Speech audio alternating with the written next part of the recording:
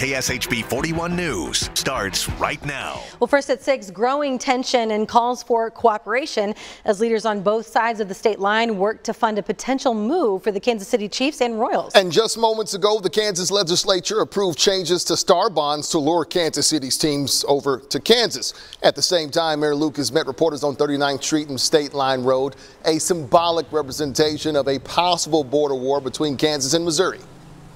A restart of the border war truce. As I understand the economic incentive border war, we don't have some exception where anything cool that wasn't explicitly written is exempted from it. I think that is regrettable. I think it's short-sighted, and I think the reinitiation of the border war between Kansas and Missouri long-term will be bad for taxpayers in the Kansas City Metro. Nothing passing today changes that reality, that we will continue our ongoing discussions, which truly never ended, with the teams.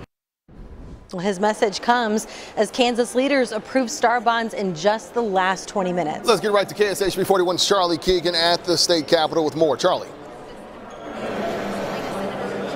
So Kevin and Sarah, the legislators I spoke today kind of had a response to the border war talk, saying that, Missouri had its chance, and now they're doing the work over here on the Kansas side. The whole group, Scoop and Score, that's been working behind the scenes, said, Missouri fumbled the ball. This is them scooping it up, and now they say with the governor's signature, they'll be this close to scoring with those teams. So let's show you the video from inside the Senate chambers here in the Capitol building.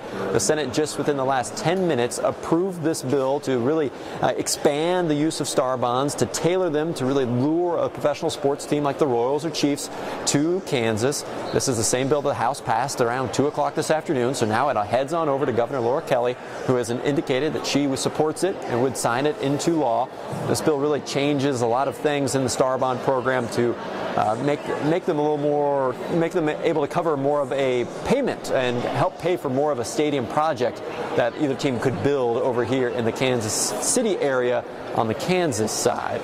So the Senate is just wrapping things up right now. The senators themselves haven't actually exited the chamber yet, but we will expect to hear from them as they exit here and get more of their recap of what just took place. But there's certainly a lot of buzz and excitement here after this passed, I think 28-7 in the Senate. I'm Charlie Keegan in Topeka for KSHB 41 News. So many moving parts happening right now. Charlie, thank you. Kansas lawmakers argued voters would be angry if the state helped finance new stadiums without cutting taxes. So before they could talk stadiums, lawmakers approved a tax relief package, the original reason for the special session. It's expected to cut income and property taxes by more than $1 billion with a B.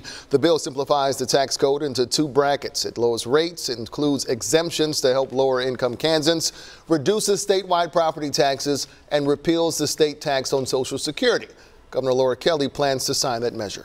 Well, the only reason Kansas is talking about this funding is because the teams announced that they consider all options after Jackson County voters said no to a stadium sales tax in April.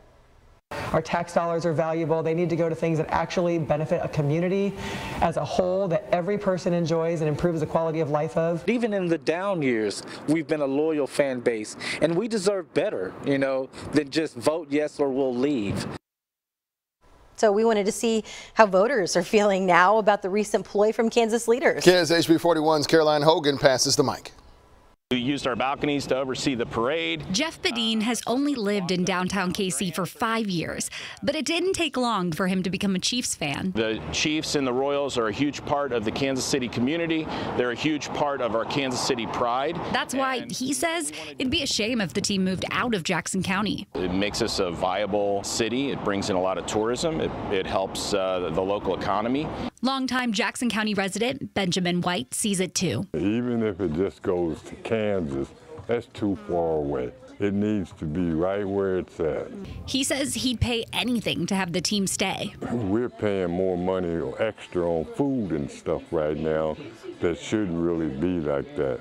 we can't wait for our teams to be stolen out from us. We need to be proactive about this process as well. Jackson County Legislator Manny Abarca is trying to make sure that doesn't happen. He proposed a plan for a new sales tax, essentially splitting the old one. There are going to be different proportions being proposed. We're looking at, I think, 1/4, 1/8, 3/8. This is meant to start discussion for us to move things around, to amend, to adjust the tax rate, to adjust the term, depending upon the needs from the chiefs. The focus on our championship team is what he thinks will make this a winning vote. With the Royals not the same level, and I hope we get there with this great season we're having, but as of right now, I think people are committed to keeping the Chiefs here. And from the fans we talked to, like Jeff and Benjamin, he's right. Their plan to improve Arrowhead could benefit Kansas Cityans as a whole. The Chiefs are just so valuable to Kansas City that we can't really afford to lose them. So if we have to pay a few extra pennies on our taxes, so be it. Caroline Hogan, KSHB 41 News.